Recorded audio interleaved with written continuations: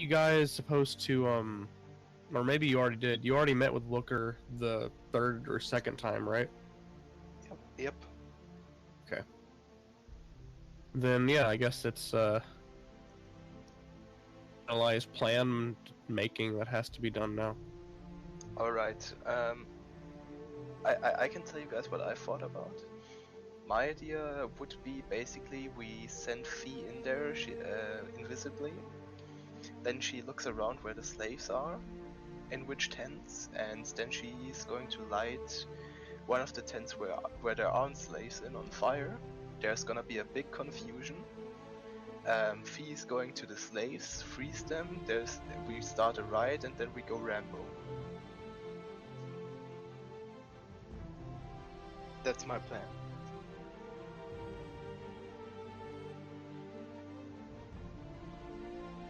Any comments? Well, it's basically I'm my. totally okay with it. Oh, go ahead.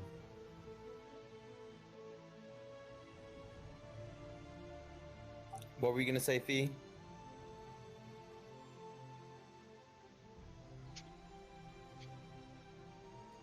Okay, well, I was gonna say it's basically my plan, but with fire. So I like it. Yeah, I just thought it would be best to like take the best parts out of everyone's plans into it.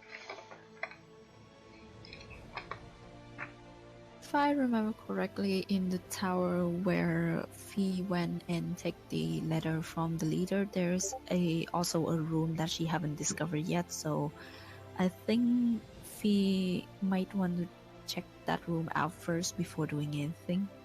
It's just my idea. Sure. I guess we could. I guess we could get the army assembled. Because like maybe there's some people in there, like the person that the other party's member is looking for, her father. So I don't want to risk anything. Yeah, sure. Like I said, you would basically go in there, look around where the slaves are, Okay. and then burn one of the tents where there aren't any. And Okay. in the confusion, you just go to the slaves and tell them, "Oh, there's a riot going on." And when we see the fire outside with our little army of like the other adventurers group and Lucas' friends, then we just raid the whole thing, and there's gonna be a big confusion, and they're totally gonna be surprised by this. The only thing I would say is that the Griffins would be a little bit of a problem once they get them airborne. I would say that we would need some way to either stop them, or if they do get airborne, if thing goes sideways, we should focus fire on them, anyone that's got ranged, because those Griffins can be a lot beefier than a common thief. Yeah, that's true.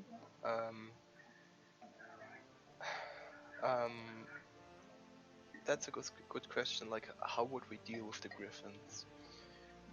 I guess they have way too much HP for my sleep spell, so I don't think that would work. That's why my idea was to go in and take the captain or the head of the organization, like, and just 1v us, kill him. Yeah, but I like that plan. It's just how to make it happen that I'm concerned about. Like, I don't know how all of us can sneak in without getting captured before fighting the guy. Or if we're able to get him out, obviously that would be better. I'm just not sure how to make that. Yeah, exactly.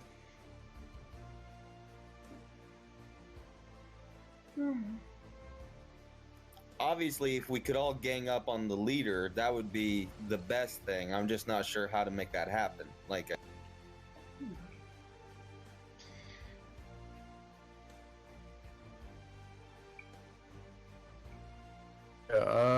Ochre, from what you remember, Fee, whenever you took a look at him, he seemed like a pretty strong guy.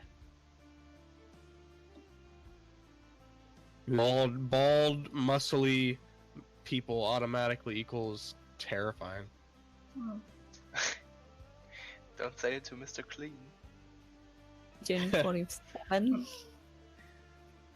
Something we could do if we were to go with Moon's plan, we like if I could transform into some henchman of the pirates dude and just try to pretend I'm like the embassy or whatever, and I'm just And telling him like Seriously? the meeting point's been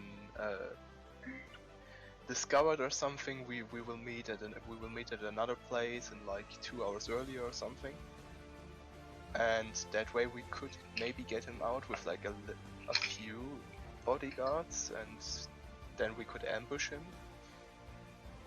Okay. The only thing I would say to that is that technically we don't know if the meeting's already happened or not, so that could fall flat pretty quick.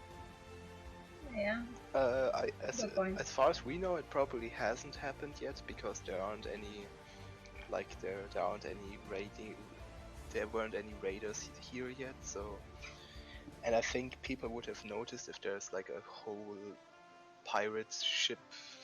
I don't know what's like what do you call like is it like a flock of ships or something? I don't know. Fleet? Yeah, a fleet. I doubt that they people would have show up in seen a fleet. I think he was just sending like an emissary in, like with some goons as backup to like deliver a message with some like goods and stuff. I don't, they could Here's be the pretty letter sneaky. again. Yeah, no, there you go. If you want to look at that while you're talking. That's why I wanted to go investigate the potential meeting place.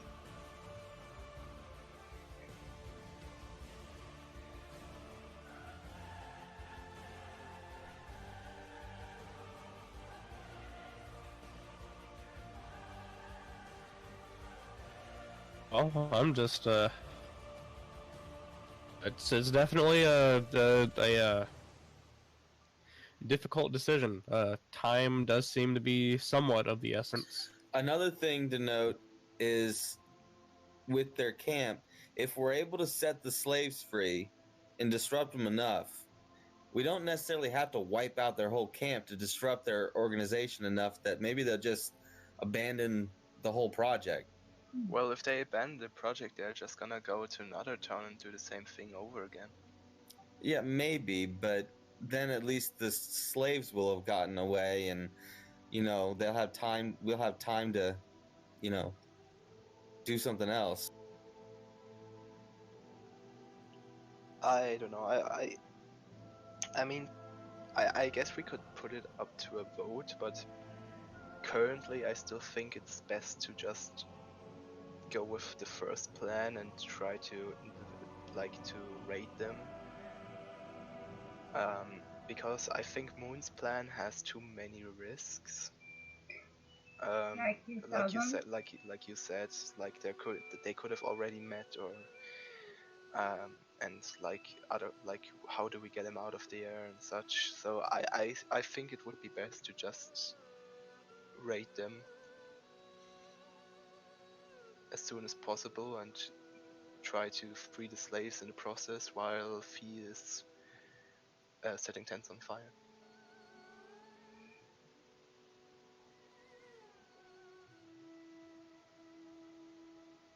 Not interested in alchemy for fire.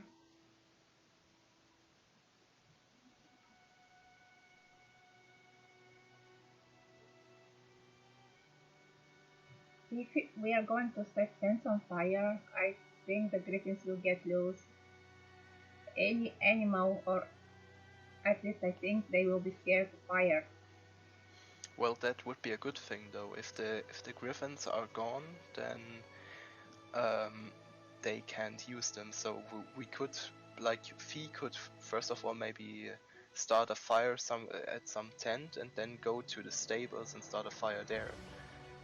That way they first run to the tent that's on fire, and then the stables are on fire and the griffins are gonna fly away, and that way they can't use them. That might be a good solution for the problem we had with that plan.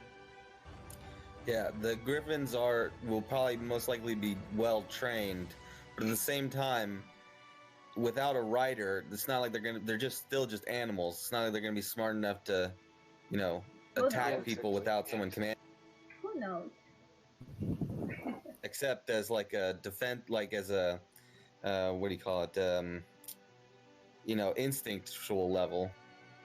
Like if we attack them directly, they will probably defend themselves. But without a rider or a commander, it's not like they're gonna tactically join the fray. Yeah, exactly. So, I mean, is anyone against that plan right now?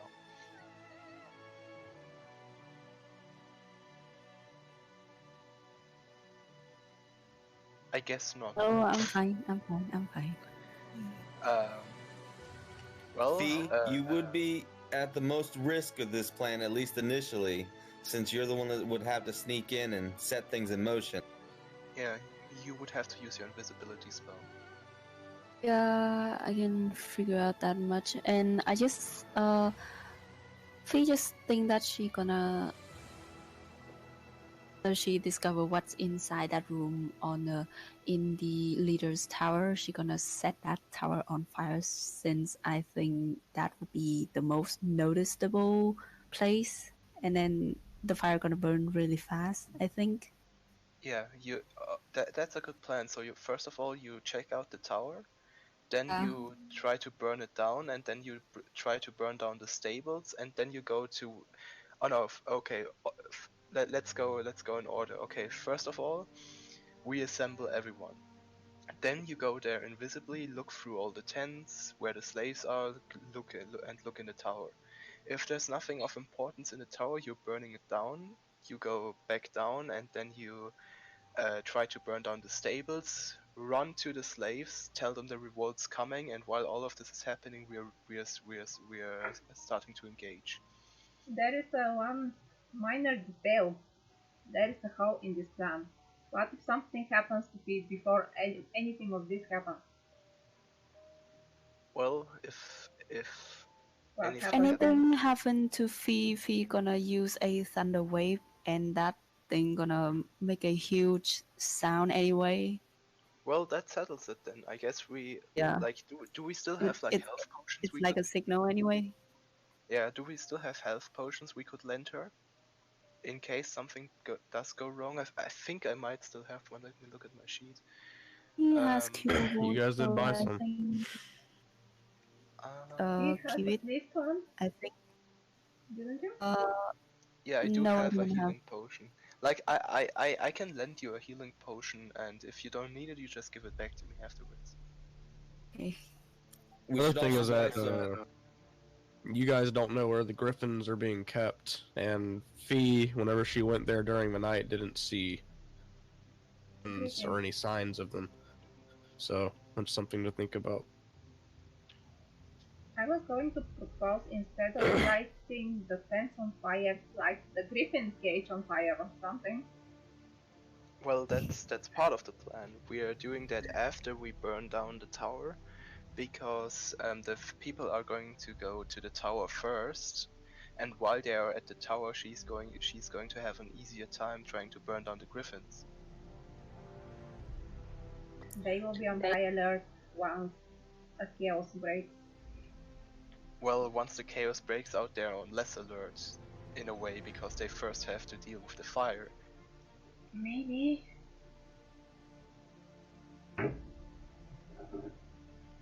That's another We thing. we should get some oil or something if we're gonna set things on fire, just to make sure it burns. Yeah, exactly. Oil and a torch, and Well, like not only fires. that, if you think logically, if you want to preserve 100 people in a camp, you need a place to cook and provide meals. So there should be some kitchen-like place, or I don't know, and there could be fire there, like a lot of fire. Maybe if you set the kitchen on fire, that would be more believable as an accident. Whenever Fee was there during the night, they kind of just had a really big cauldron pot over a pretty large campfire, and they were just making like a bunch of soup for all the prisoners, or not prisoners, all the slaves. and for the bandits to eat. So she didn't necessarily see like them going in and out of a kitchen. Yeah, they don't really have kitchens, just like an outdoor camping thing. Well, I guess I'm going to ask Looker.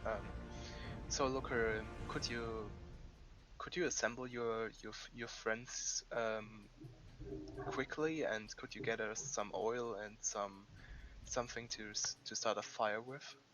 Sorry, I did not intentionally disconnect from Discord. It just kind of dropped and then reconnected instantly. Oh yeah, so sure. you, Yeah, I'll just ask him how fast he can assemble his friends and if he can get us some oil and some things to start a fire. my friends will be here in a day, I would believe. As for oil and the like, has some in supply as far as I know. I could go get some. Depends on how much you're looking for. Alright, I don't necessarily think we can rely on your friends to come, since we don't know whether it's this midnight or next or tomorrow or like in 2 weeks or so. So I guess we're just going. You're still going to alert them in case something does go wrong. But we're gonna buy some oil now, some torches, and maybe firestone. We'll assemble the other adventurers, and then we'll raid the camp. I think we should wait for his friends. I think waiting one day isn't gonna. Well, plan. we have no idea whether it's today midnight or tomorrow midnight. It just said midnight. It was also on a letter written by who knows how long ago. There's no date on it. I mean, we can't assume too much about how quickly this thing's going. Well, all right, if you say so. I guess you will assemble your friends, Looker. We're gonna get the olds, and then we're gonna meet up tomorrow. Are we gonna be meeting in the same field that we met in last time? Yeah, that would be a wise decision, guys. When should we meet? Should we try to meet tomorrow morning while it's still dark? That way, most of them might that's like exactly the moment where the lookout is tired while the other guys are still waking up. So that might be the greatest point of confusion. Maybe. I don't know. Sounds like a decent plan to me. All right then. Then tell your friends about this, and we're gonna buy some oil. Be sure to. Unless anyone else wants to say anything to Looker. Yeah. Do you have a scope or anything, Looker? Oh, like a spyglass? Is that what you're talking about? Something like that. Like that. If you want. He nod her head and then put up her hand. In order to scout the place more easily. Oh well, I don't have it on me right now. I can go get it. Oh, that's okay then. Well, I guess now that this is settled, Looker, get your friends together. Try to hide your tracks. And we guys are going to buy the oil now and inform the other adventurers. And okay. And then I guess we'll go to the shop, to the Okay. common store. Yeah. Thing. Normal shopping. The general store is the same old place you guys saw before. The man sitting by the counter, his two sons seem to be stalking. Once again, it's kind of a similar scene to the last day. Hi. How can I, nice to see y'all back here again. How can I help you? We need a bit of lantern oil and maybe some firestone. How much oil? I guess like 8 bottles worth, maybe 10. Yeah, we have lanterns each. 10 bottles. All right. You see him, he goes under the counter. He seems to keep this type of stuff under the counter, and he pulls up some kind of they're about the same size as your healing potion sized bottles. Obviously they're not kept in like glass, but he puts them down there. All right, and you want some flint and steel? Is that what you're? Yeah, exactly. Okay. How many of them? You want one? I guess one will survive for a party after all. The son's overhearing this conversation. He grabs a flint and steel off of a little rack, and he hands it over to his father. Kind of gives a nod and walks away. And the father's like, "All right, so let's see. For all this oil, the oil is gonna run you about. I'd have to say, let me calculate real quick. 2, 3, 4, 4, about 5 silver pieces, and the flint and steel is gonna run you 1 silver piece, so that'll be 6 silver total. Yeah, I guess I'll give him the 6 silver. Okay. I don't have much, but I do have exactly 6 silver, so. It was great doing business with you. I have an idea. Do you have any rope around that I can buy? Rope, yeah, we have lots of rope. You looking for hempen rope or silk rope? Something? Let me see. Some plain old rope, yeah. Rope's not really. How thick is the rope? There you go.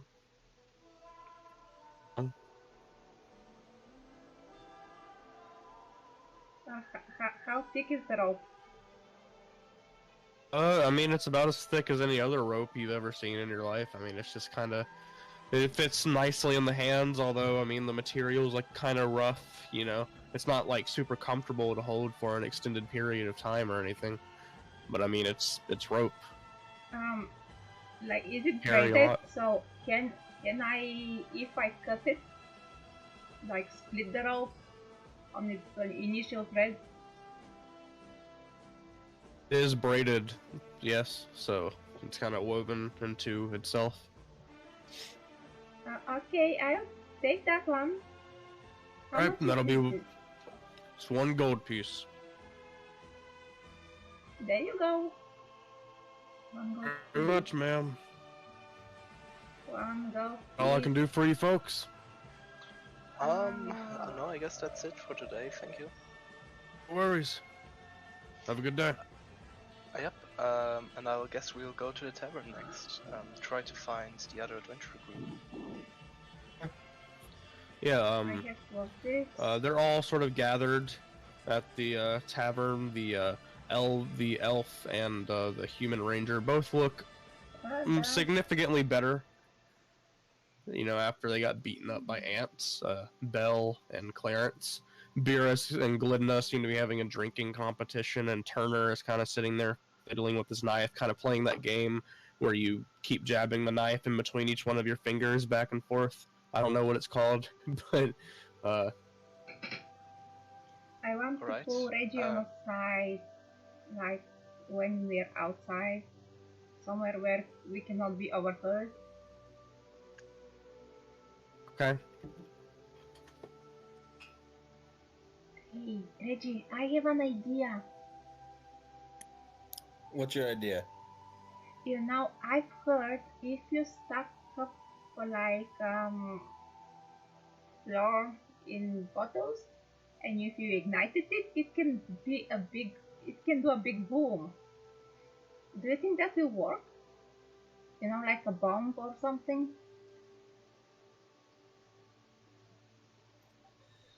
I mean, it wouldn't be like a bomb, but yeah, you could light some things on fire with that. Or maybe if we stack up some of the oil, we can make some hand grenades, sort of. That we can throw and light things on fire as well, or make them explode and stuff. I think that will make a pretty nice distraction. Yeah, that's not a bad plan. Some simple improvised Boom. grenades. So, Again, they don't explode, but yes, they'll catch things on fire.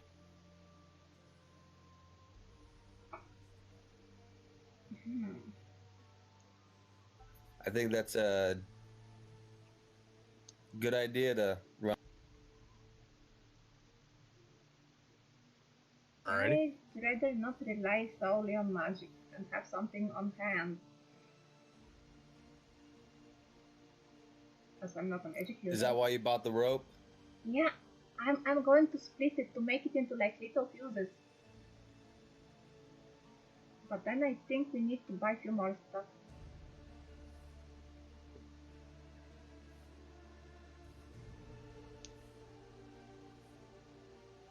All right. Sounds good. I'm going to be staying back, mind you. I'm not going to be getting close enough to throw things at people, but, you should definitely hold on to those. Yeah, okay. I'm not the engineer about the booming stuff. Okay. So, continuing walking into Tangerns and Tumbles. Scene that I described to you earlier, still the same thing. Turner kind of looks up in between his game, almost stabs himself in the finger, kind of goes, "Oh shit! Hey guys, how you doing?" Yeah, I'll go up to him. Turner was the human, right? We saved. Turner is a halfling. Clarence Oh. is a human. Oh, Clarence is the human. Are there any people around that could overhear this conversation besides their party? There are quite a few people in the tavern, and if you spoke like at a normal speaking volume, it's possible, but you don't really think that they would care. They seem to all be kind of in a drunken stupor. Alright, I'll go up to him, "Hey, buddy," and I'll sit down next to him. I'll just put my arm around him like in a friendly way, and I'm like whispering in his ear, "We're going to raid the bandits camp tomorrow morning. We will all meet up. There's gonna be a fire in there, and the moment we see smoke, we go in there. There's gonna be a revolt. Tell the others. It's gonna be tomorrow morning. Okay?" At Alright. the field. Alright, that sounds good. I will tell you, though, that Glidna over there, she gets a little iffy around fire. So it's just she It's alright. Tell Glidner she can take care of those that are trying to flee. I guess that's something she would like to do anyways. Yeah, probably. She's the type of person that just likes to smash people into the ground, you know? Oh, she has hit me so many times, it's not even... Exactly. So tell her to get rid of the cowards. That way she doesn't have to go to the fire. Like I said, we'll see you tomorrow morning, and then I'll leave, and I'll just like, "Yeah, it was nice talking to you again. And you still owe me that 1 pint, you know." He kind of matches your performance, although a little awkwardly. He's kind of like the expression on his face and the words coming out of his mouth don't really match. But no one seems to give you any mind.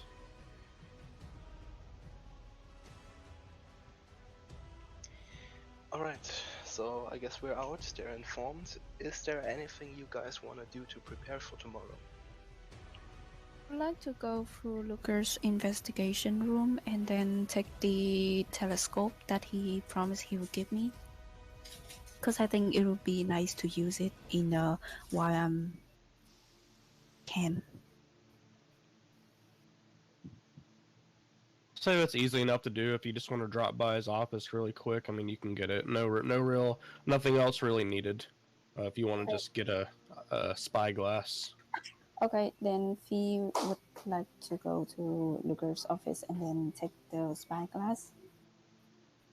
Thing, you're able to get up there and get in there no problem. However, it is kind of like the same procedure where you guys are kind of working with your conversation a little bit to make sure that the captain on the other side doesn't really get too much information, but you do acquire from Looker.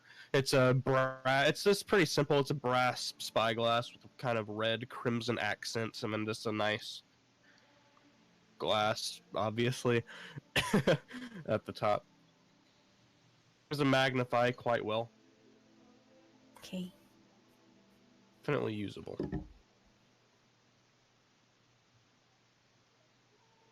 there anything else? Not for me.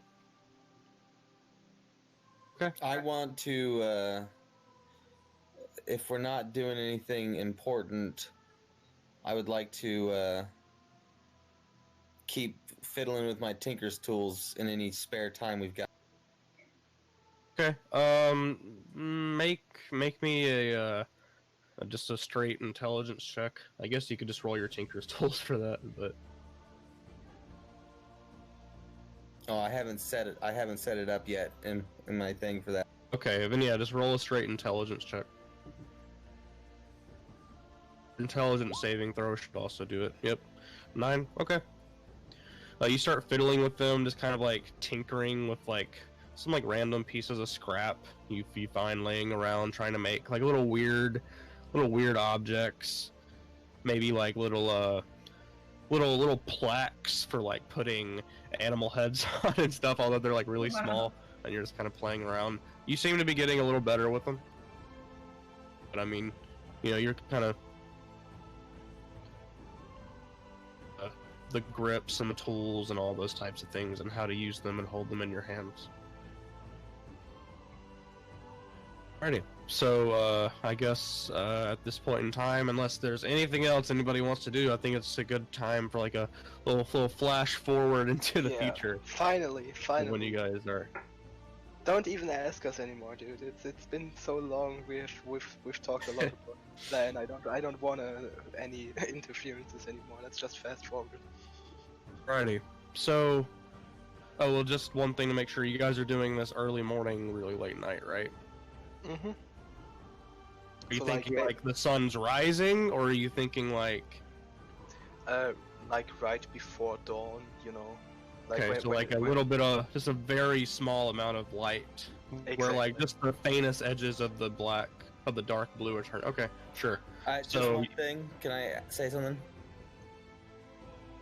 Yeah, I was just gonna say that Moon, with that idea you had, I think maybe you should set up a couple bottles ready to go during, you know, some downtime before we flash forward. Just to say that some of them are ready. Okay. So you guys want to make like little flask of oil that are like breakable and it'll spread the oil, or are you trying to just make like little bags? They want to make flower bombs. Okay. Like a Molotov cocktail, I think is what she had in mind. No, I think she's actually talking about flower bombs. Yeah, flower bombs and maybe 2 types of bombs. Something like that will splash flaming oil. If they're glass bottles or glass vials. Not really proficient with like tinkering and stuff. I mean, you could make some simple things because I mean, simple things are simple. So I mean, you could fill a bag with some oil and maybe some caustic substances and make it to where like when it hits something, it'll like but you're not sure if you can make something that's like a bomb. But I mean, you can make like throwable, breakable flask of oil and like that you can prepare to kind of blow up and spread oil everywhere and fire. You can prepare that type of stuff. Okay. If you wanted to do that, you guys have 10 flasks of oil, I'd say, for each of these like little bombs that you're trying to make. It's gonna take up like 2 flasks of oil. I wanted to soak some Materials. rags in oil, so I would not like to use the whole liquid. Okay. How many are we You want to giving make to Fee? It's good That's to something I keep need- something to feed too, in case she needs to use something that's not magical. Well, she was getting the oil flasks. I mean, we were getting the oil flasks so she could set stuff on fire. So, how many would she need? Like 2 or 3? Maybe I don't know, 4? maybe. Set a camp to set a tent on fire. No, she wanted to set the main building on fire, or at least get a good Okay. fire start. That might be kind of hard because it is made of like sturdy wood, but I mean it's possible. Wait a second. But it What will are we take a doing? while What for are it to we doing actually. right now? What are we doing right now? That's why I said we give her a couple flasks. Could you just rewind a little bit? What are you planning right now? We are planning Oh, to do some tinkering. Yeah, we had 10 flasks of oil. We're just Yeah. deciding how many to give Fee and how many to use for our little throwing fire thing. I would say give Fee at least 6. Like, there's not much oil in one of those flasks, so we give her 3 for every time she wants to burn something. Just to make sure it works. You can use the other 4.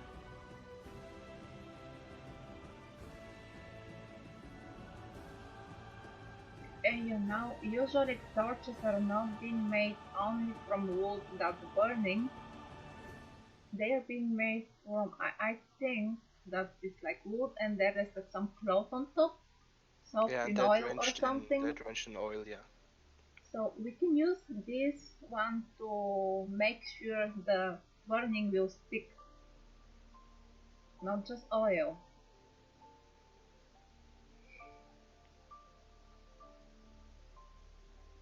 So you want to put like drenched rags on tents and then try Yeah, to burn them? something like that. Well, I mean, that it would probably burn the rags first before it spreads over to the tents. Then that's why they were used, because those rags do actually take up a lot of fire. So It would also smell. And if we're being invisible, we want her to not smell. exactly, and I don't think we should do all of these last minute plan changing things. So How you that's could plan definitely changing? you could definitely try to make some bombs maybe, and then we use them during the fight. But like I kind of wanna get this over with now, because there's been a lot of planning now, and I don't really see this as a big contribution to it that it's worth talking about it for another 50 minutes. So There's no changing of any plans. Fee's still gonna go in, light stuff on fire with the oil. But just, we got 10 vials. I don't think we need all 10 for what she's gonna do. So we're gonna use some of the extra for some secondaries. well, like I said, sure, take 4 of them and then do stuff. It's just, yeah, like I said, think about what you want to do and then do it. Like, talk about it all the time. If you guys were to want to make something like a Molotov cocktail, you can make little mini Molotov cocktails out of these flasks of oil. Do that. That would definitely be the simplest thing to do. Or easiest, like the most difficult thing to screw up. There's no really screwing up a Molotov cocktail. Unless you throw it on yourself. And they're very easy to make. And I mean, they're kind of effective.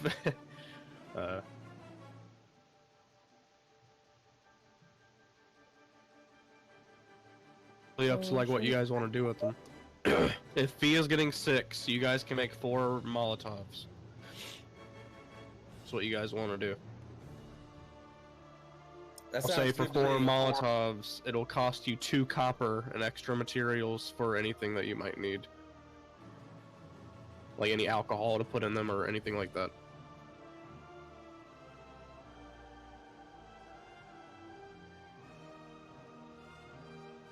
Does that sound good? Yeah. If you I'll want the pay stats, copper. if you want the stats for one, it's basically going to be the same as using an improvised throwing weapon, so 2060. It's going to splash people with oil and deal some fire damage if they stay on fire, that type of thing. Okay. But yeah, so 2 copper, I mean, that's just for any alcohol you might need, any rags, stuff like that. But I mean, it's simple enough to make, no checks really required. You guys make Molotov cocktails.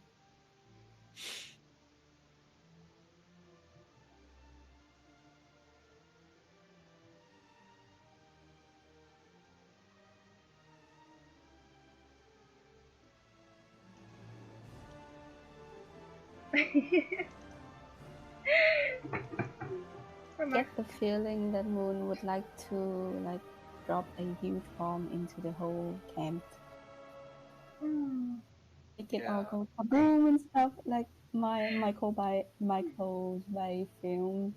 Yeah, that's not really how flower bombs work though. You have to like really, you have to have special flour. You have to have like very, very refined flour in a condensed room with like no air whatsoever, basically no air breathing through it, and then you have to light a match in there to make it work.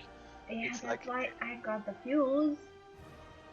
And Well, yeah, I could but get I'm you back the flower back. just saying it's way more complicated, and you would probably have to do a pretty good alchemy check or whatever is. There's no alchemy in there. Yeah, or like whatever the. I think there's like the alchemy proficiency.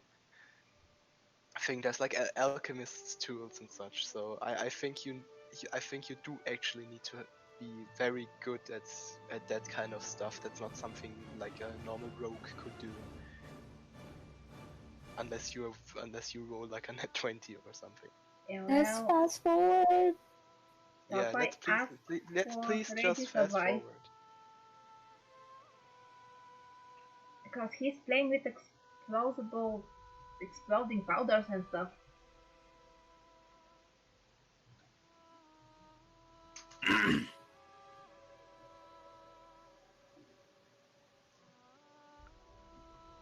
Oh, I just need a final verdict, or we can take a party vote.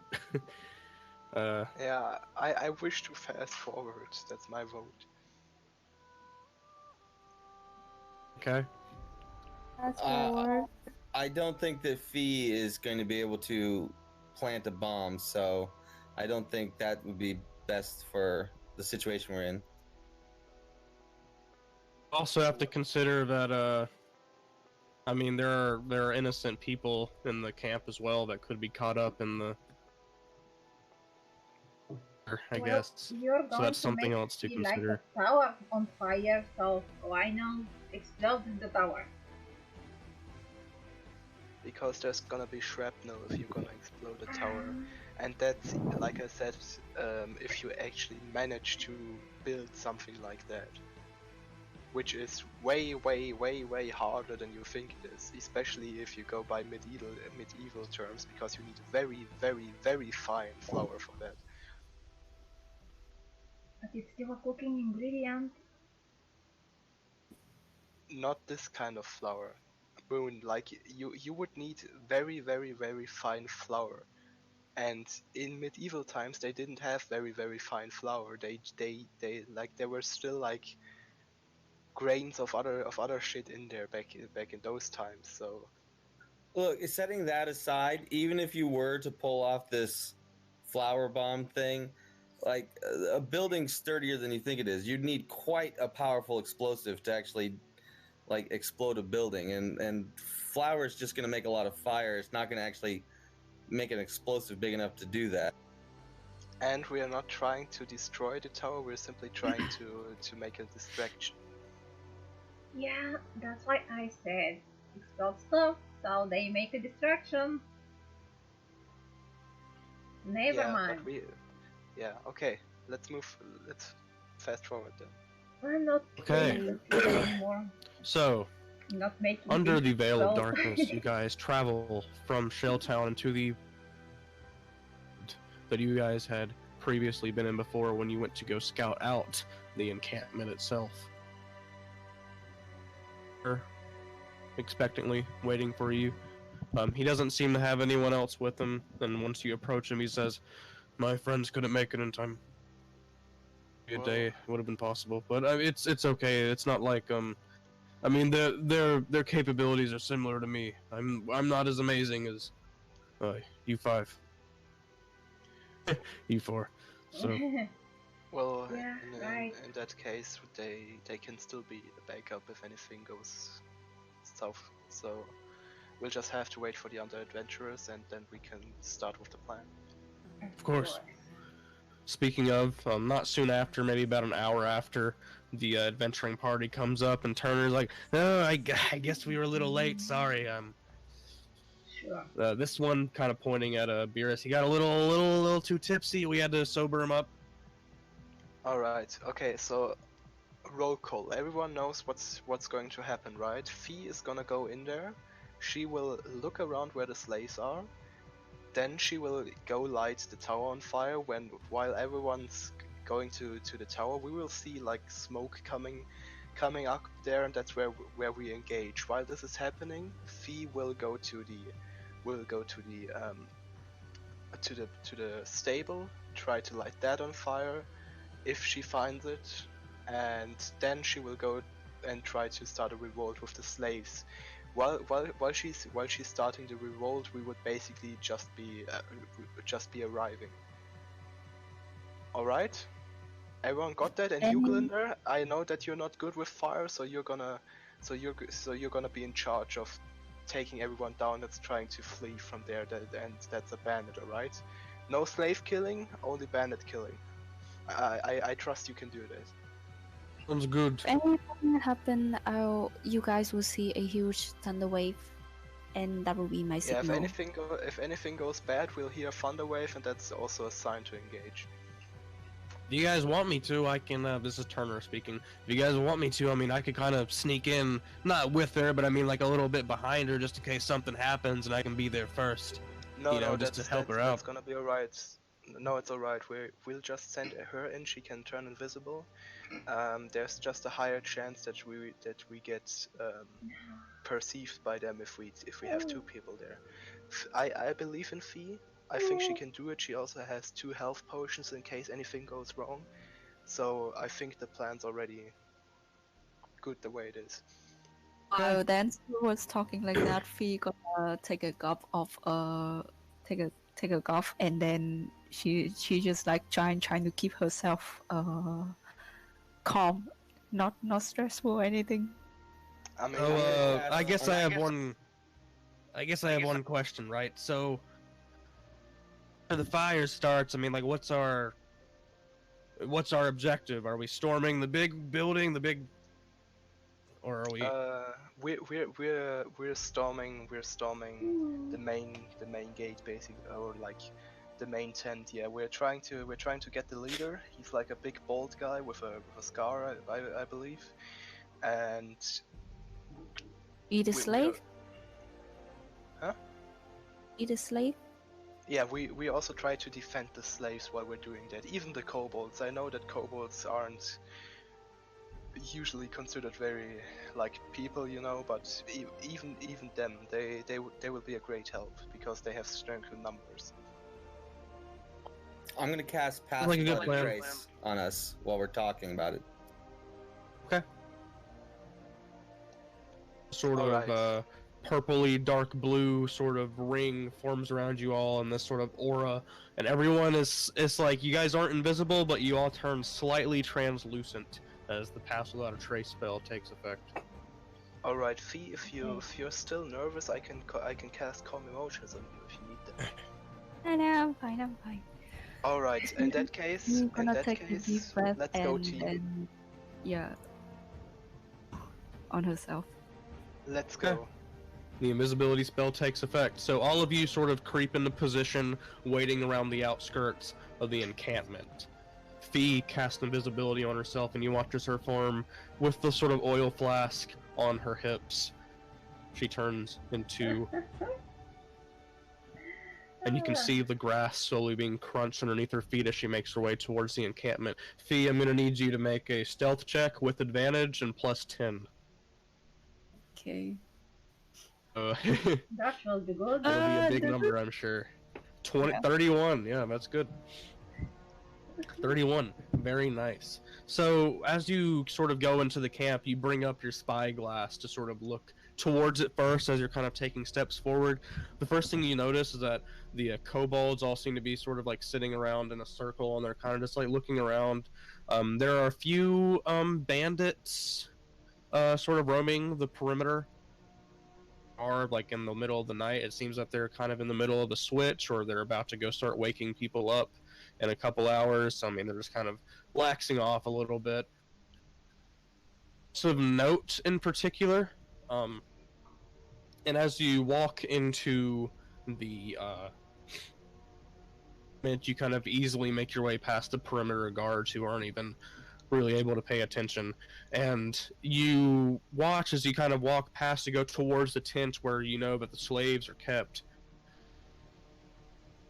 See, one of the kobolds seems to be quite intently in your direction, even though you know you're invisible, and you kind of look down at yourself to make sure, and you can see the sort of glimmering effect of invisibility affecting yourself.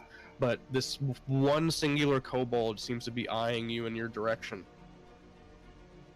just watching you move. You can see his head following as you walk about.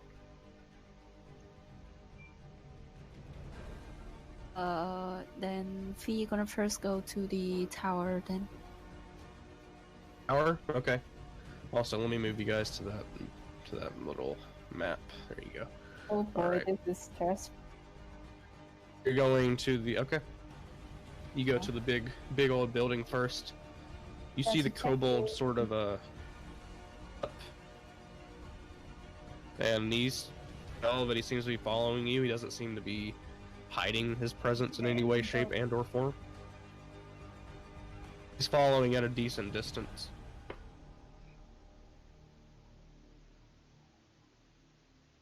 You're able to easily enough approach the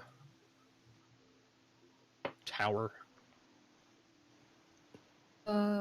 Fee would like to go to the room that she saw before. The room at the top of the tower. Are you talking about Ochre's room? Oh, the ogre's room was where she was before, and before that, when she was on the first floor, you told me that Yeah, the there first was floor. there was a room there. Yeah, there are two rooms on the first floor. There's a cell that you can see through because it has bars, and then there is a locked room.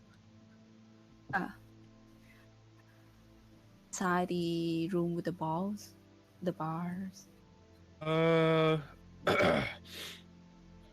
It's kind of, I mean, it's not hard to see in there, because, I mean, you're able to see in the dark, but make a perception check.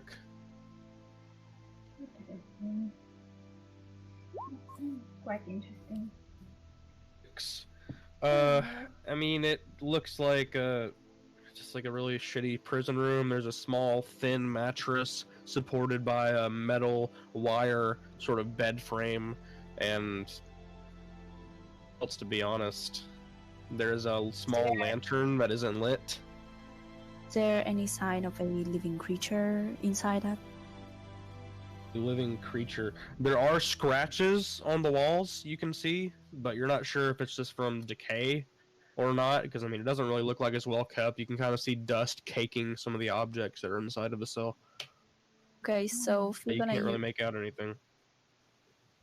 gonna use her thief tools to unlock the door onto the other. Shake the ground. Lots of people like The shake prison the cell ground. or the other room? The other room. Okay. Make a thieves' tools check. 11. That's good enough. It takes you a while though, but you're eventually able to unlock it. It takes you like about 15 minutes for you to unchink this lock, but you do get it open, and you kind of slowly push open the door. Doesn't look like there's anybody inside at the moment. Look around. You can make an investigation check. Immediately that you see around you, there's a bed, a desk, and the desk has an oil lamp on top of it. I should be Okay. paying attention. So, looking around and scouring throughout the room, you kind of the file through the desk.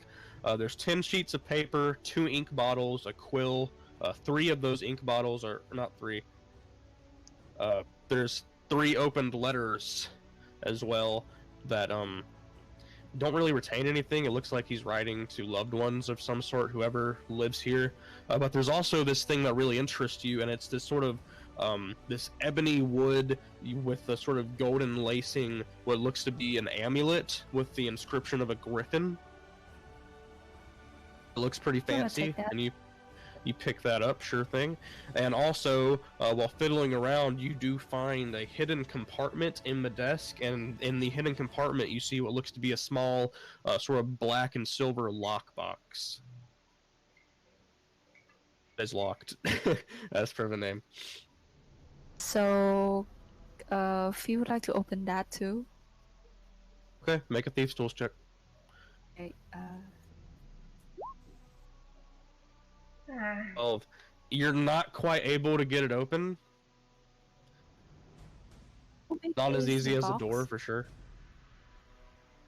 Because the box, it's not that big. I mean, you can't like put it in your pocket or anything, but I mean, you can hold it with both of your hands, but there's some space in between your fingers.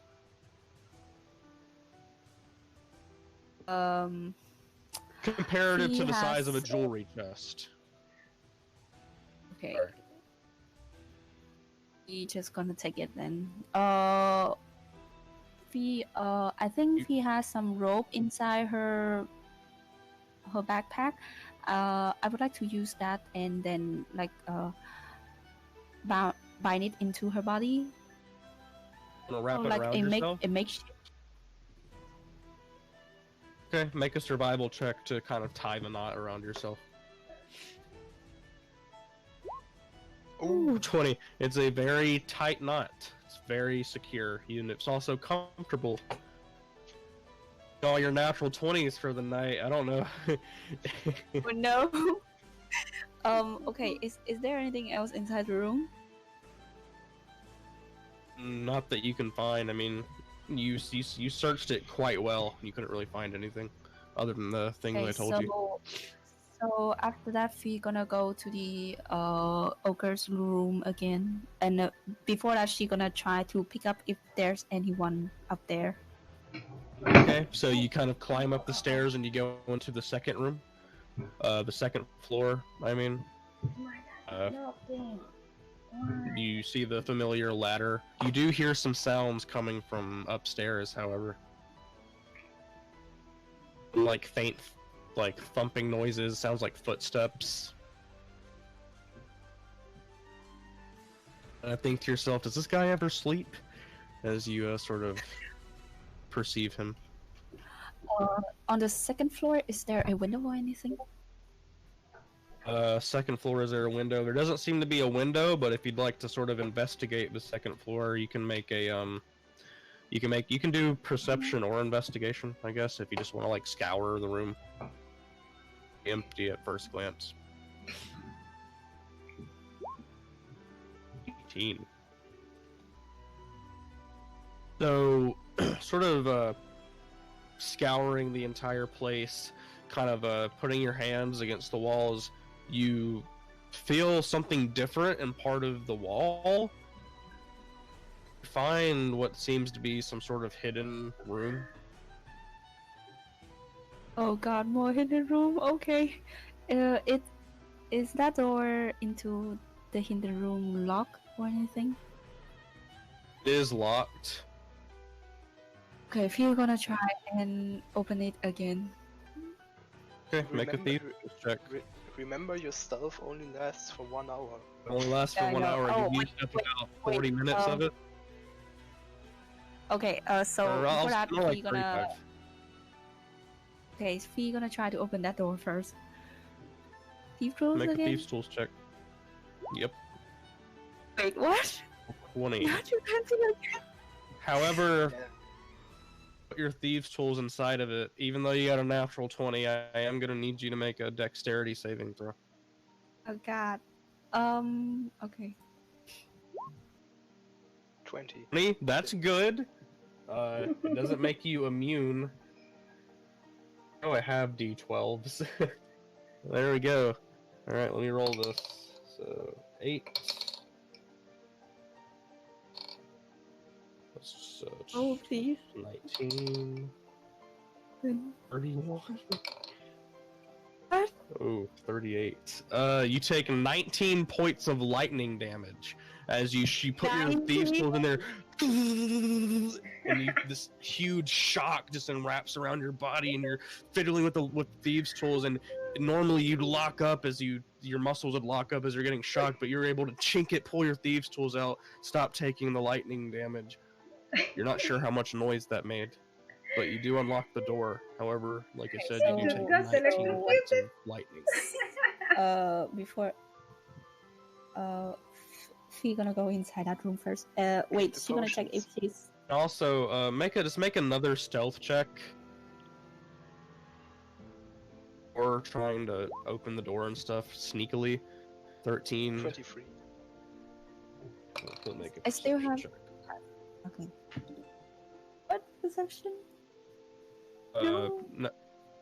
You don't think anyone noticed. I mean, you did get electrocuted, but it wasn't like a lightning bolt shot out, so you don't think it was super loud. But you kind of slowly, kind of stealthily open up the door. Drink your potions. You're low. That's why we gave those potions to you. If I use the potion right now, would that disrupt my invisibility? No. Oh, what kind of potion is it? Sorry, what are you using?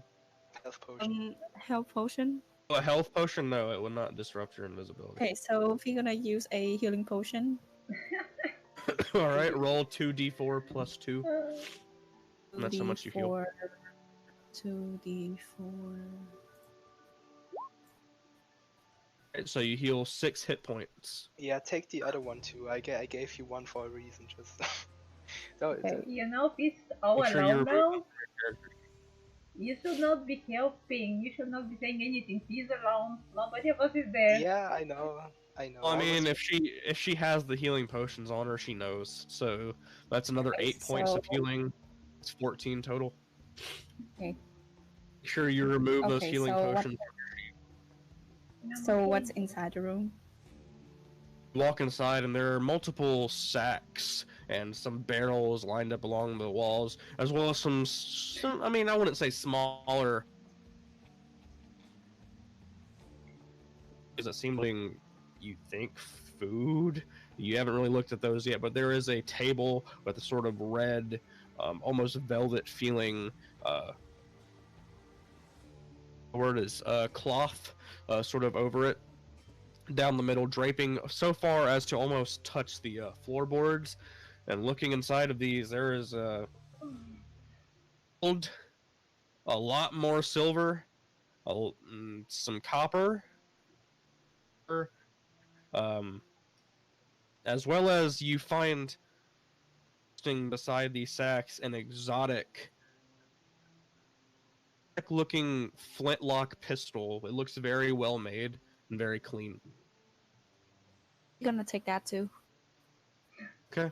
Are you taking all this money as well? No, To fit into- no, definitely no, not yet, not yet. Okay, so after that we're gonna go out and then Alright. immediately bottle the bunch of bottle flammable thingy onto the floor where Ogre's at. Want to throw it up into his room? You can. Yeah, because I think I won't be going up there and then trying to engage with him again. So I just think I'll in there and then throw some down here just to, and then try to get the ladder to the other place so that he'll have a hard time to get down unless he jumps. Okay. You are you throwing just one of them up there, or just one? Okay. How So much do I have? 6 of the bottles on you. Keep in mind, you only have oil. You have a flint and steel Yeah, as well. You don't have. You don't have the Molotovs. So you would have to like first put the oil down, and then you would have to manually light it up. So Okay, it so If you want to, you can put it at the foot of the ladder, and you can like light it, yeah, and then okay, maybe it'll catch the ladder on Mhm. fire. It is made out of rope. okay, I'm oil into the ladder They and didn't then plant bombs. They're not getting bombs. wait. Is there anything else inside that floor that's flammable? I mean, it is all made out of wood, but again, I mean, it's solid wood, so I mean, it would take a while to ignite. But do it. I mean, you know that Ochre's room had a sort of rug in it.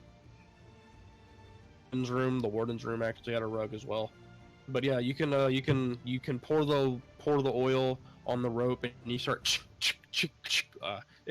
scraping the flint and steel against one another to sort of ignite the ladder. It starts to singe and catch flame before.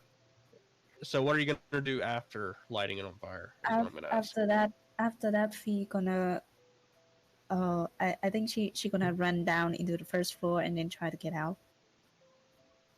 Okay, so automatically as you start igniting the rope and you kind of stand back near the stairs to make sure that it caught on fire, you hear, "What the hell's that smell?" And as soon as you hear his voice, you immediately run down into the first floor. Are you also? Is there anything else? The building. Fee gonna can Fee while she's running she gonna pour the oil to like have a line that goes down into the first floor so that the fire gonna catch and then follow that line taking the way something like that. I don't know. Okay. I mean, you have plenty of oil for it, so you start glug, glug, glug, glug, glug, pouring all this oil on the ground. And then you take your flint and steel and you light it, and it starts to catch a flame, and you run out of the building. And you see, as you run out, you see the kobold sitting there, looking at you. Wait, he's like intensely looking at me. That's the Oh, same yeah. one from before. He's been looking at you. Oh god. I mean, he's a slave, so that's good. He hasn't said anything Wait. to you, but I mean, you think he can see you, because he's looking right at you. How does he look like when he's looking at me, like very intensely, like in an enemy way, rival way, or like in a curiosity way? Make an insight check. Okay, insight. 14. He's not necessarily looking at you in an adverse way. He's just kind of staring. I mean, his gaze is quite intense. Most dragonkin, such as Dragonborn, and Okay, so what he's like, wearing? The slave or the clothes of he's he's wearing Bandits? really really poor clothing, very tattered leathers. Looking at him, he's red, and he has a single green eye that looks to be completely green, like it's washed over in green. There's no pupil, iris, or anything. It's just a completely solid green eye. Anyone that can see Fee? Looking around, because I mean, you're kind of this kobold's freaking you out, and you're looking around to see if anyone else can see you. No. You're gonna take a deep breath and then whisper, "You can see me? We've come here to save you guys. To liberate you. Where's the place that the slave at? Please tell me."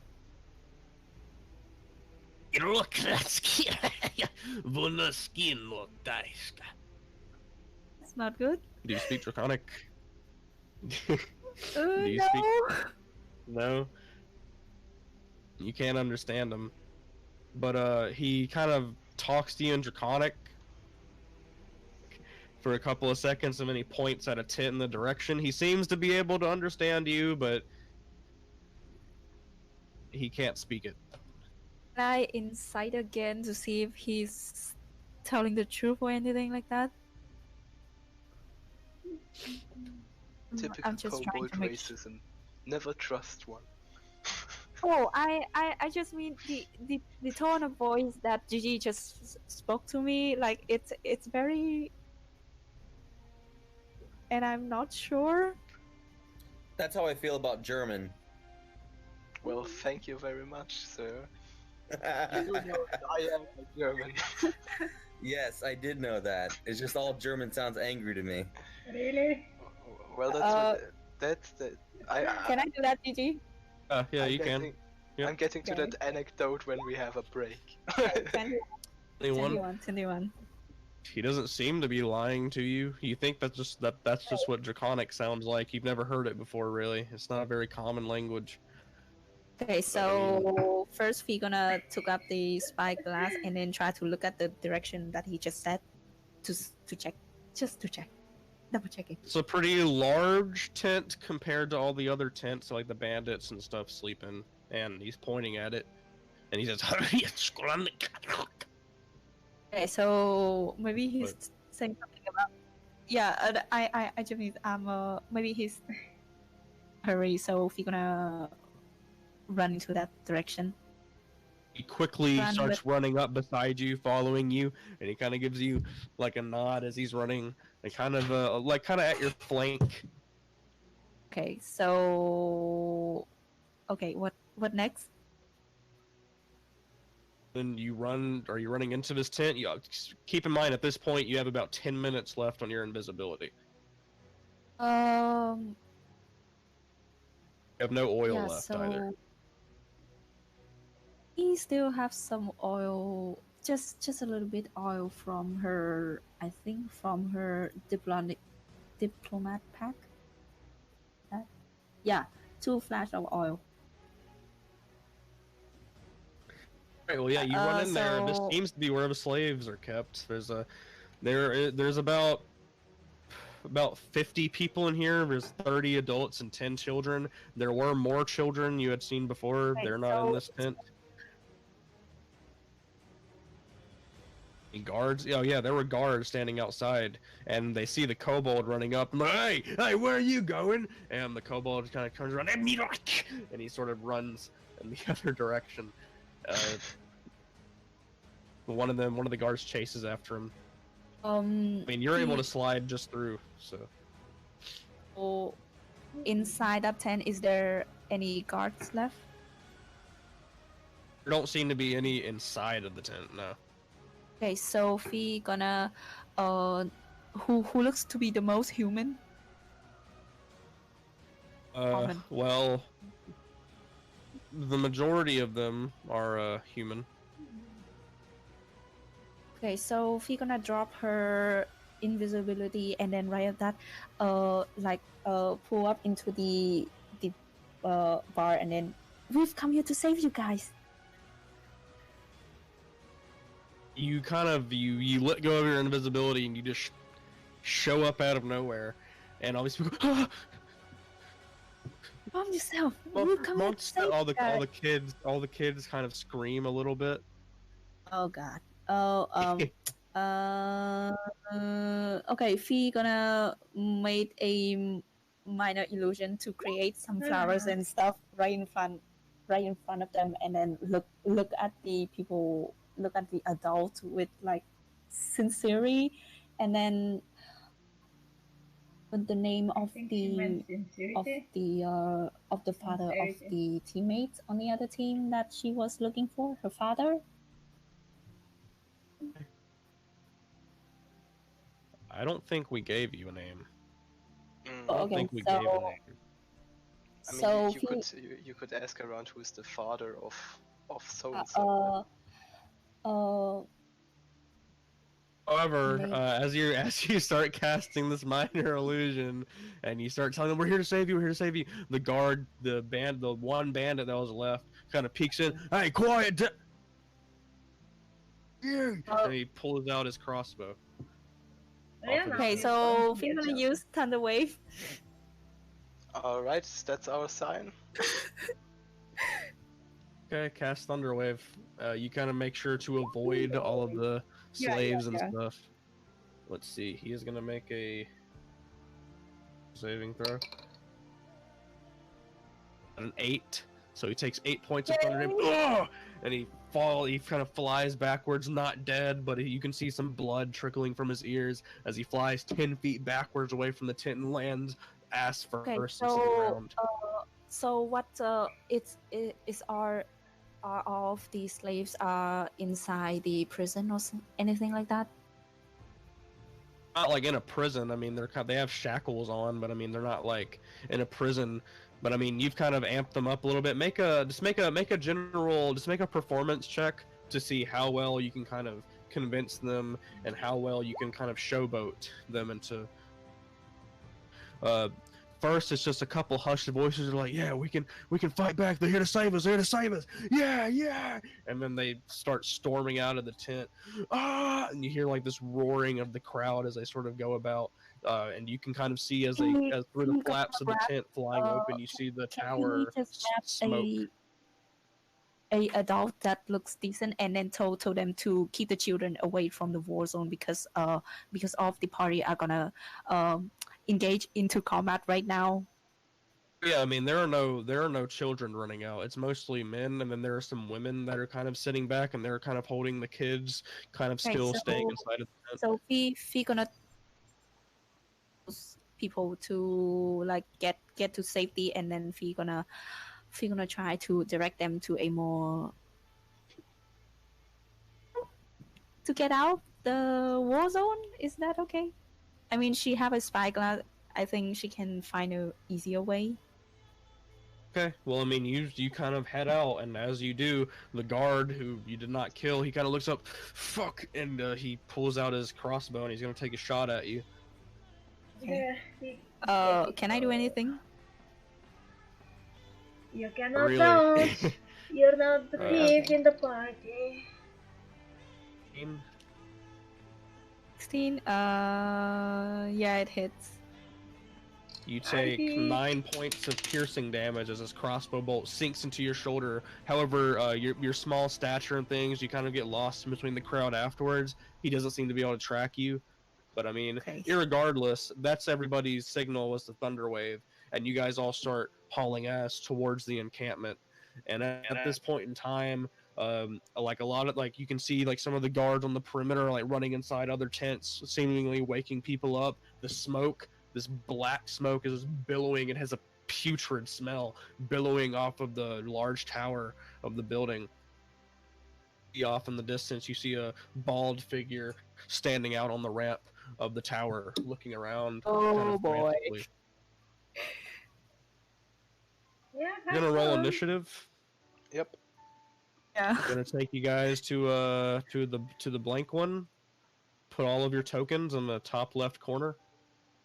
Let's go, guys. Or just put them, honestly, just put them wherever. But with that session earlier. guess I'll for Ochre. That's the sign. Charge. Oh, 11. Ochre got a natural 20, so Ochre is ready. No. I just want to make it clear that I'm not charging in. I'm gonna be shooting from a distance. Like you Understandably, I know. No one thinks anything else of you. Give Ochre like a 100 because he got a natural 20, so he's going first, pretty much irregardless of what's happening. I got 11. All right. I'm still waiting for my avatar. I'm too lazy to do it. Moon Shadow, are you present? Are you gonna roll My your avatar initiative? is not present. I don't really see my avatar. Do you need me to put you on there? There you go.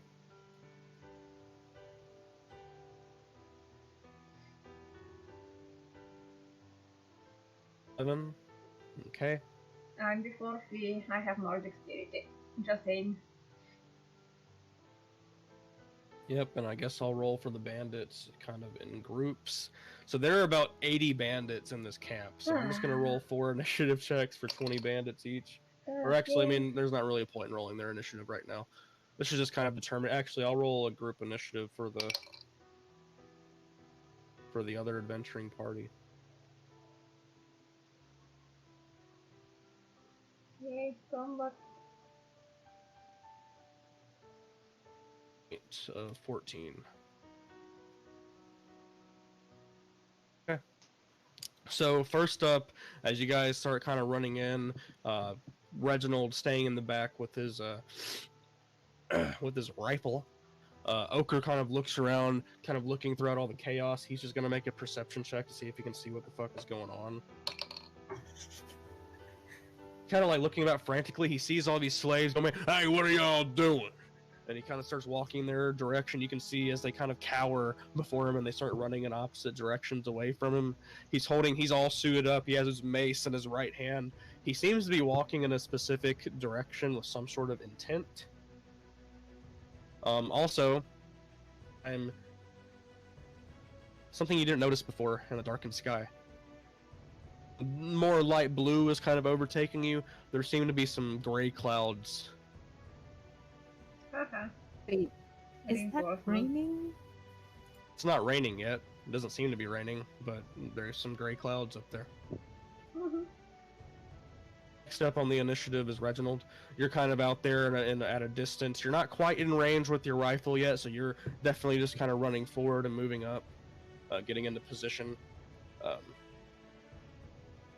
Venture group, same thing. I mean, how far away were we? At the moment, I mean, you're about a solid 300 feet away. Because I got an 800-foot range with my rifle.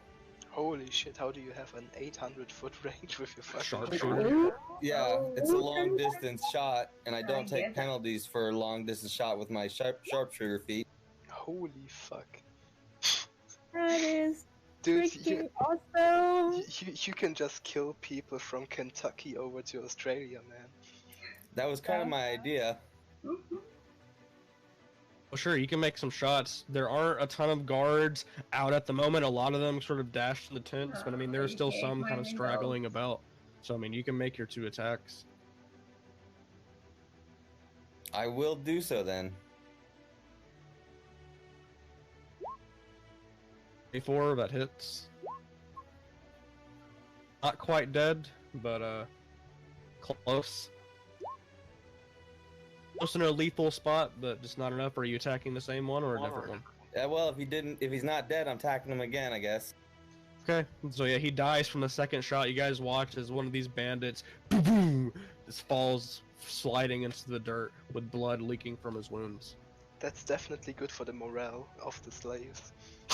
Holy shit. So the kobolds start kind of freaking out because I mean they're all sort of chained together except for that one guy who seemed to escape or something. You're not quite sure. Amongst all the chaos. Okay, so first, how far is Fee from the ochre? Ochre is a decent Yeah. ways away from you, and he's not walking in your direction. He seems to be Wait, walking. I don't know how to describe it exactly. Fee gonna cast invisible again to herself, and then wait. I cast it at level 2. Fee gonna cast invisible on You her turn again, and then after that she gonna go to the nearest tent that has no slave inside, and then prepare to light fire again because she still had the oil. Okay, looking for the tent that has the children that are left, because not all of them are in there. You can make a perception check to look.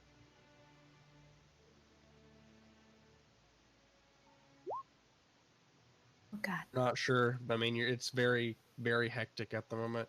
So just for brevity's sake, we'll say that all of you guys sort of get into engagement range and stuff, and all during this while, Reginald is taking pot shots and taking out bandits and the like that are sort of on the horizon. So all of you guys are all into position. Yay, in a position. Kind of watch as hear this loud sort of screeching noise as you see 3 bandits sort of fly up out of this large tent on these winged griffins with body of lion, front legs with bird talons at the end and sharp wicked beaks. And you see Ochre kind of rise up in the sky on a griffin with all black feathers, all black skin. Oh boy. He raises his mace into the sky as it crackles with electric energy, and you watch as lightning the sky. Oh, now we're actually going to be rolling initiative. Well, we already did. I mean, we're going to be actually Engaging. in an actual combat scenario. So this guy like transforms into a raven or something? I didn't quite get that. He like grew black feathers. He's riding an all-black griffin. Oh, he's riding one. Okay, I was fucking confused there for a second. Yeah. No, Because he's you cut riding out in for it. me. How far is Reggie from off the commotion again? He's like 800 feet away from you guys. So he's off in the grassland He's like still. way off. In the grasslands with his rifle. I mean, just think about it this way. Like, if those griffins have like a 60 flying speed, then they take the double dash action, then they take like 120 feet, then they would still need like 6 rounds just to get to. It'll take them a just to while. get to him. Alrighty. But at this point in time, since it actually is Ochre's turn, you watch as he, like I said, raises his mace up into the sky. Going to cast the Call Lightning spell from his little thingy-majiggy. Okay. So you watch as lightning cracks down, and he doesn't actually direct it towards any of you. It's sort of an intimidation thing. So I'm gonna roll an intimidation check for him against all the slaves. He just kind of cracks it, and he starts flying towards your group. Dancer, Moonshadow, and Fee, you guys are all together. Looker and the other adventuring party are out taking out other bandits, and there seem to be some bandits running towards you to engage with you. They're about 30 feet away from you. Better equipped than the others, to say the least, towards you. I'm actually going to go ahead and roll their initiative.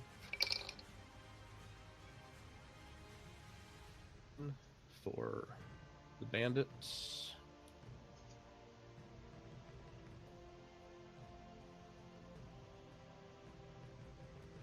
We'll be going next round. Next up is Reginald.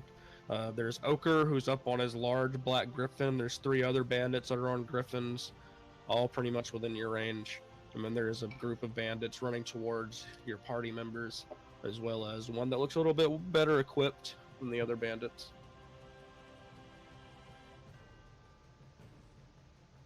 I'm gonna shoot at Ochre's griffin. Make 2 shots.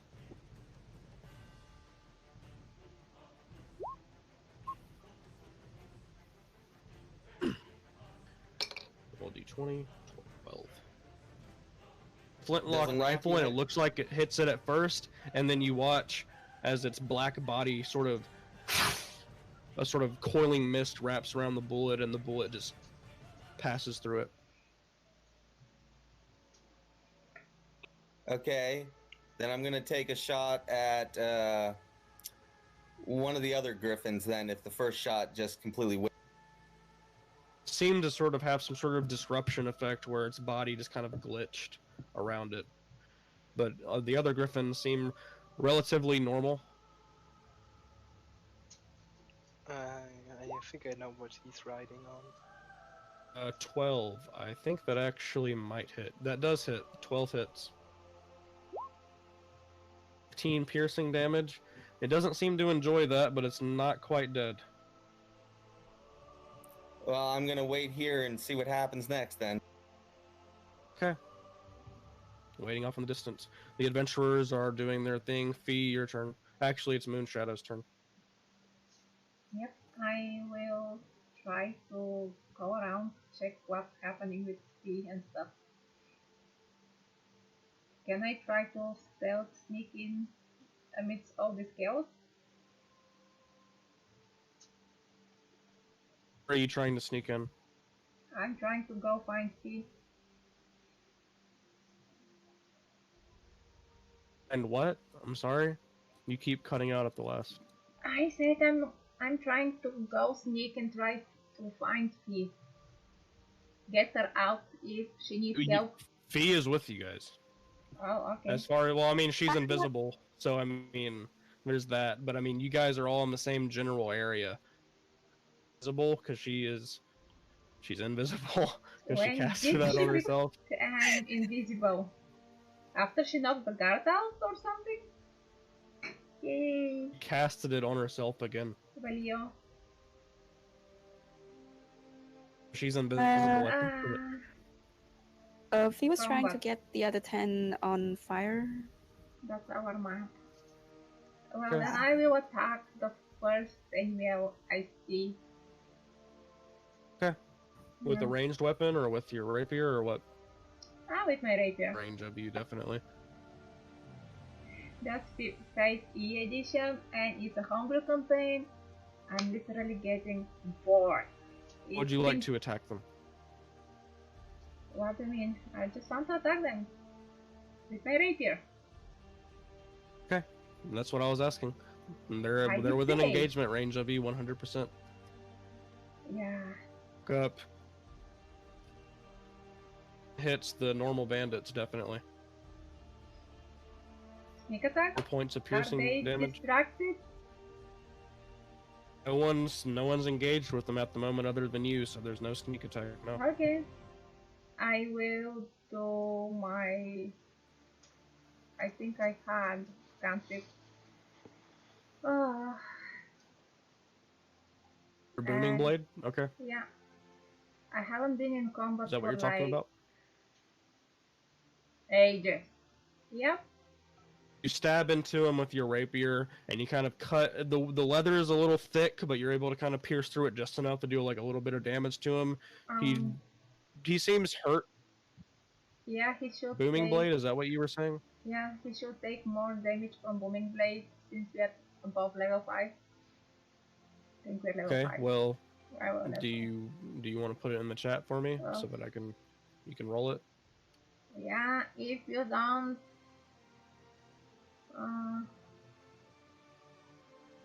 that's not... Okay. Can you roll the 1d8 thunder damage? I can. It's frustrating. Okay. It's not supposed to be there, it's supposed to be here. Not quite dead, very hurt. You stab into him, and then this sort of he starts violently shaking as this sort of thunderous energy courses through his body. Not quite dead, but he's definitely I have to quite change close. my colors. And then since you're a swashbuckler, you can actually I will run away.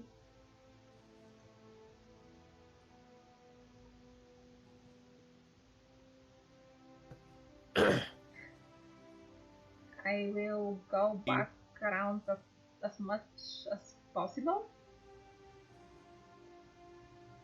Yeah. you kind of jump forward, dash up, and then take out your rapier and stab into him. Like I said, and then you're able to sort of jump back. None of them are able to really get a hit on you because you're not engaged with them quite enough. Yeah. I'm Alright. playing Swashbuckler. Next up is Very Fee, good on 1v1. who is Okay, Fee gonna kill light A10 to make some more fire. okay. You can do that easily enough. It'll just take an action. Yeah. Okay. After that, Fee gonna wait. Why you're not moving? Yeah. to Dancer, Ah, and How about then you? Dancer, you have a bardic inspiration. Okay, cool. We can do it. Just kill them. Kill them. We can do Just it. six, yeah, do it, kill You them. hear this? You hear this voice. You Ah, can't see where it came from, but you feel inspired by it. You know it's Fee. You just can't see her. Alright. Get a D8, by the way. Alright. Okay, cool. Next up is Dancer. Yeah, from where I'm standing, is it like 120 feet or less away, like the damaged griffin? Damaged Griffin, yeah, the one that Reginald shot. Yeah, Yeah, it's within 120 feet of you. Yeah. Okay, I will double Eldritch Blast. Oh, well, first of all, I'm gonna Eldritch Blast him, see if he dies, and then. Okay. Does a 12 hit? 12 hits barely. Okay. For 2 force damage, I get hit with 13.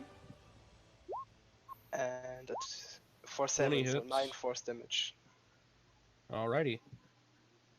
These two sort of almost kind of greenish pink, sort of, I don't know what color your Eldritch Blast are, but these I mean, it's like Fey Pact, so probably it kind of looks like flowers or vines or something.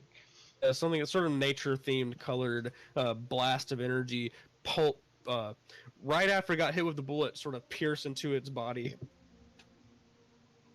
Beat up, but I mean it's not quite close to death, I would Alright. safe to say. In that case, I'll use my movement to walk like 30 feet away from the guys, from the bandits. Okay.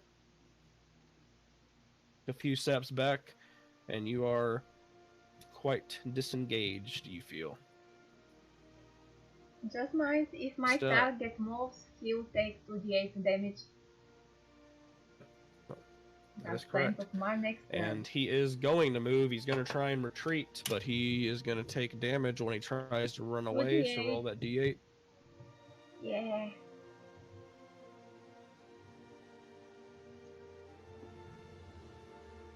Ooh. He starts to move, and then boom, you can hear this concussive blast. You actually see his sort of his Finally. torso expand a little bit. Doesn't explode, but it expands, and he falls sort of flailing into the dirt. Gone. he dead? He's gone though. Yay. Kill someone. Finally. You Finally nearly kill made someone. his chest explode, so he's pretty. Yeah, like he's dead. We have some music. None of the bots are working. I would like to give you guys music. I can try it again, but it was Okay. not working. I'm having music. I wish it was working. Yeah, bots are giving problems. It keeps saying that it failed load for some reason. Maybe try it now. Oh, unless one of you guys want to try, I think It's other people because can also. It says because your playlist is private. Oh, That's why it's not I guess working. that makes sense.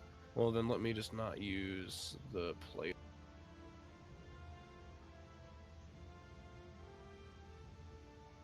Let's see. Doesn't have. Ah. Go to load. I Yeah. received unexpected response from YouTube. Maybe one of you guys can try to do it. Maybe it'll work. Maybe it's just my end. I don't know. Yeah, let's try. But irregardless, It's like exclamation mark play and then the link, right? that's correct. Nope. It's just the bots just being weird. Sorry. Yeah. Well, But three of the bandits sort of stand back with their crossbows pulled out. One of them is going to make a shot at you, Dancer, with disadvantage because you're sort of in his long reach range. mm-hmm. First one's a 19 with disadvantage. It is a 6, so the bolt sails past you going wide. Two of them are going to take shots at Moonshadow. 21. The other one gets Hit. a 19. Hit. They both hit. I think those hit. 21 They and both hit. 19. All right, so you take a total of. They did not roll very well on damage. You take a total of 10 damage as 2 bolts go piercing into both of your shoulders, I sort of would knocking like you to back. use my Thieves tool, no, not Thieves tool, my Thieves ability to mitigate the damage. Uncanny dodge. Okay, you can Yep. have one of the bolts to 2, so you only take 7 damage. Is that the highest one? I want to have What'd you the say? highest damage. I want to have the highest damage of the two. Roll the same. Okay. Both rolled 4s plus 1. You could have 1 to 2. Okay, so that's total 7.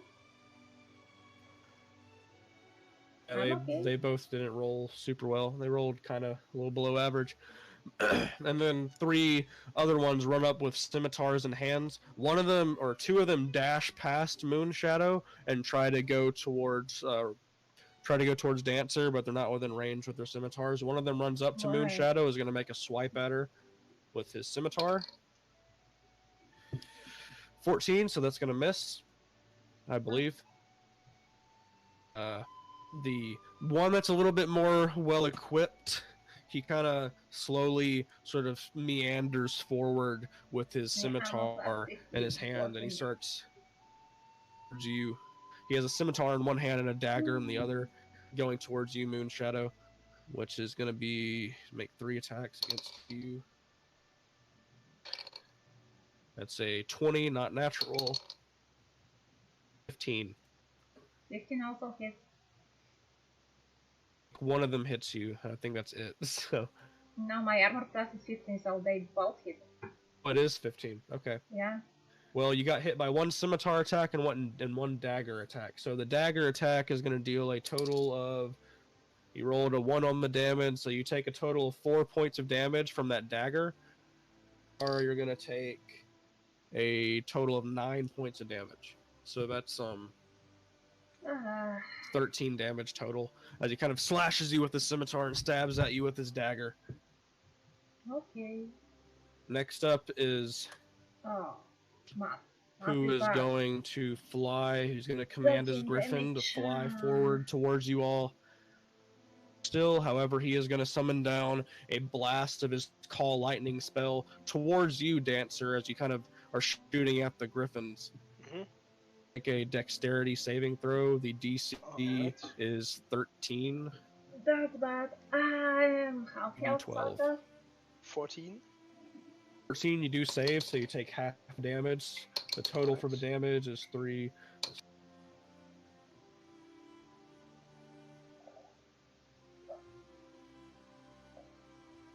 You take 8 points of lightning damage with it halved.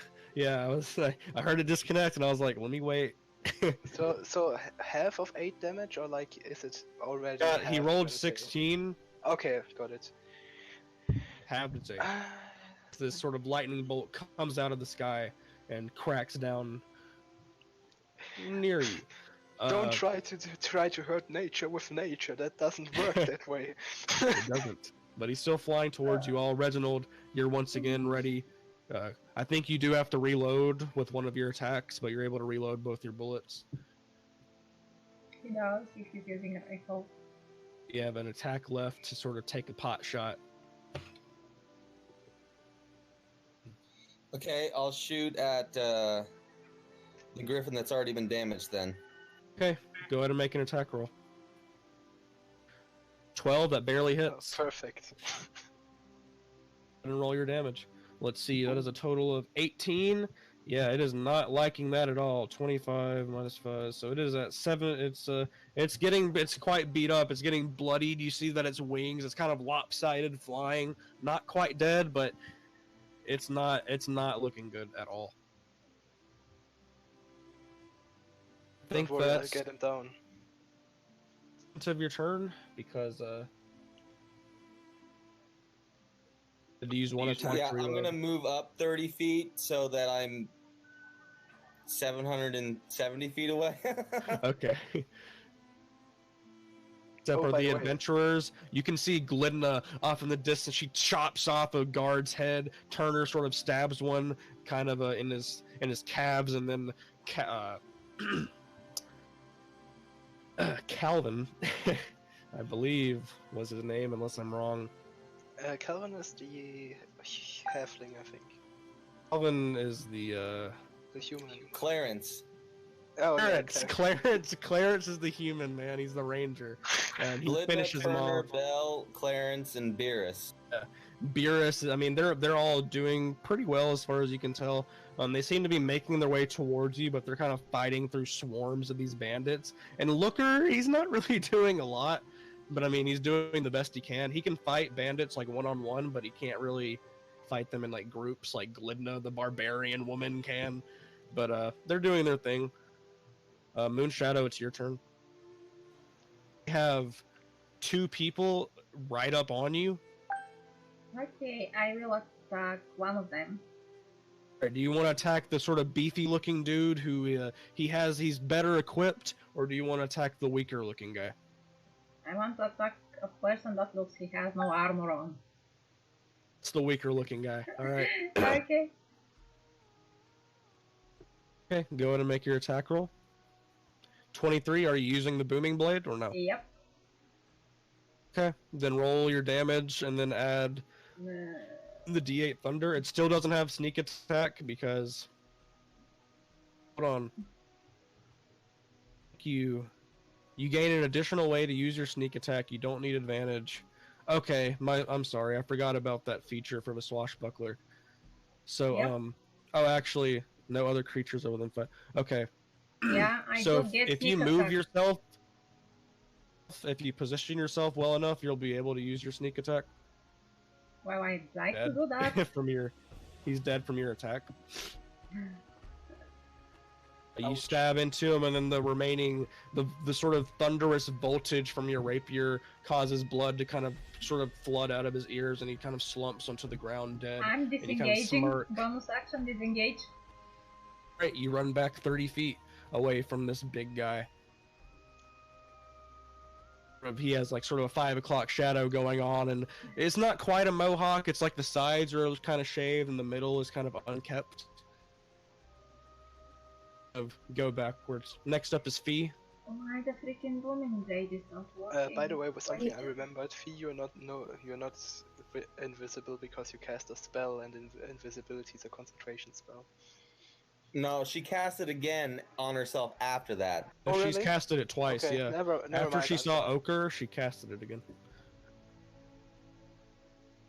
She's in the vicinity with you guys.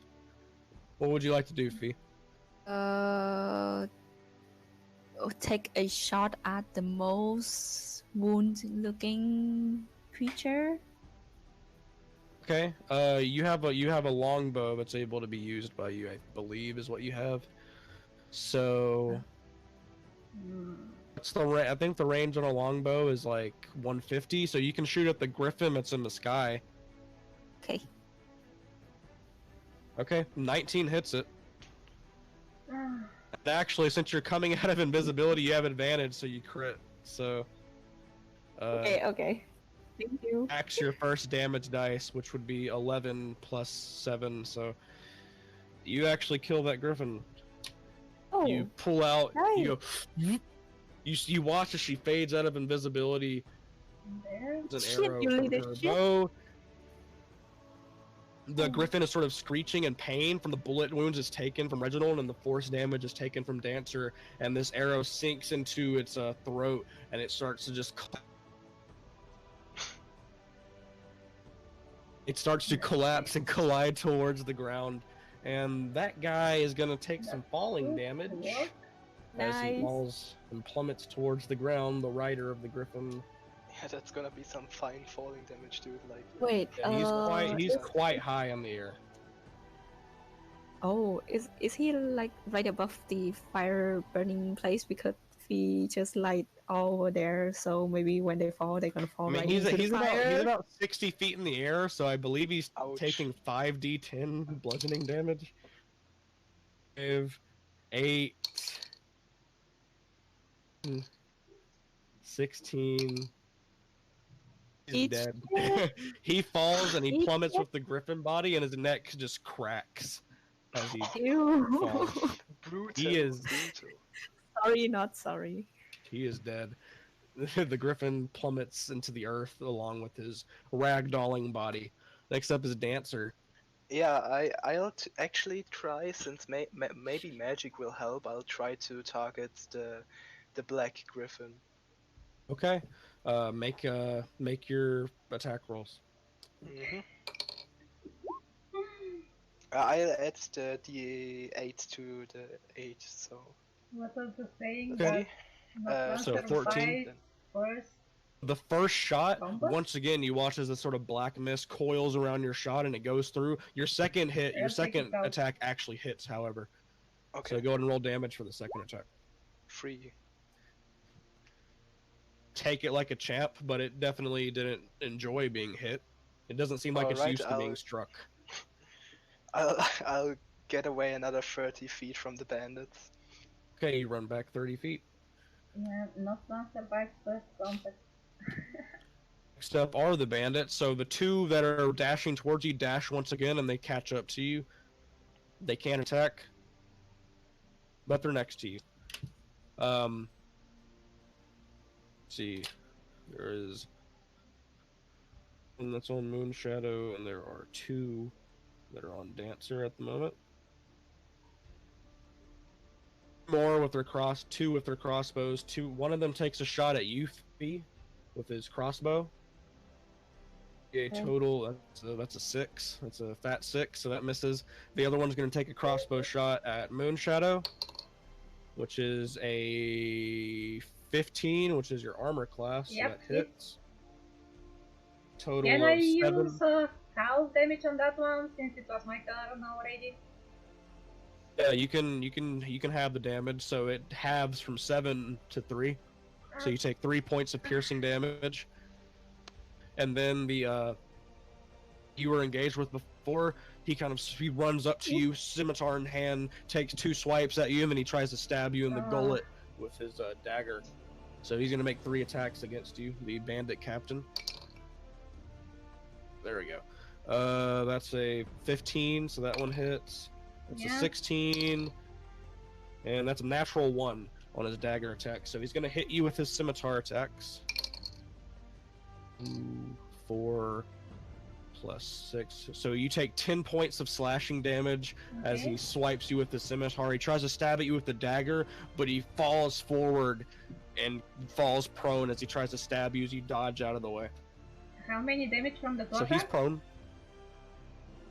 Some damage from his scimitar attacks. How much? 10 points. Okay. 1-0.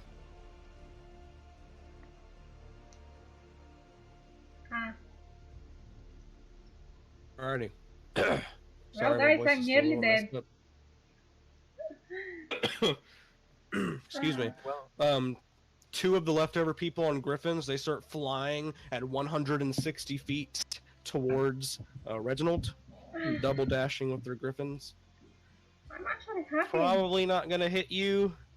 As a matter of Probably fact, I my don't think they character will can hit die. you because it's even out of their far range, so they're just flying towards you. They're gonna take the dodge action themselves on the backs of the Griffins. Is going to fly down towards the sort of massive combat, and he's going to summon a lightning bolt once again, this time towards Fee, because he saw you before, because you're the one that raided his house, and he doesn't like that. So I need you to make a Oh, but wait. I need you to make a dexterity saving throw. Okay. Fee changed her appearance and stuff. He's